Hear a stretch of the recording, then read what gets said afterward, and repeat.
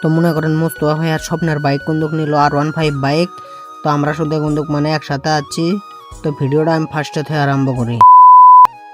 তো হ্যালো বন্ধুরা, কেমন আছেন? আশা করি অনেক ভালো আছেন। আপনারা দেখতে পারছেন আমি মুস্তফা ভাইয়া, নাসিরুল মামু আর রেজাউল ভাই বন্দুক আমরা দাবেছি। তার মানে R15 কিনবার দাম আমরা বাড়ি থেকে বাড়াইলাম।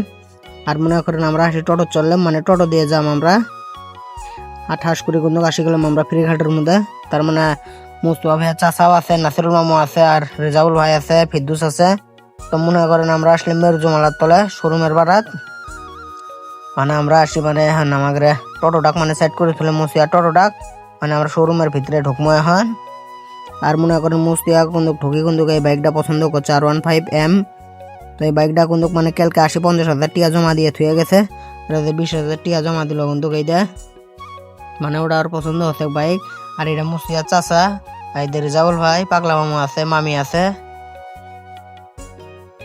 আর বন্ধুক মনে করেন এখন ওরা মানে টিয়া আমরা দিলাম, মানে ওরা গন বেচছে 20,000 টিয়া, কালকে 50,000 20। আর আমাকে কিন্তু এই হেলমেটটা দিছে R15 এর সাথে ফ্রি, ওরা টিয়া গুনি নিবেচ্ছে।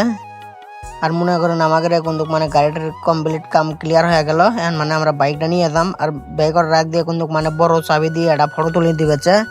তার মানে এই ফটোটা তোলাই লাগে যে কোনো গাড়ি নিলে।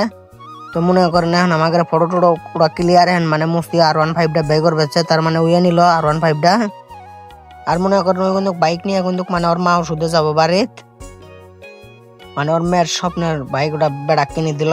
আর এইটা হবে লাগছে ওর মাও, মানে পিছারির মধ্যে চড়ছে, মানে চরের পায় না উসে বাইক জন্য। আর তাও কিন্তু চললো, মানে এখন ওরা যাবো বাড়িত, আমরা শুদ্ধ যাবো।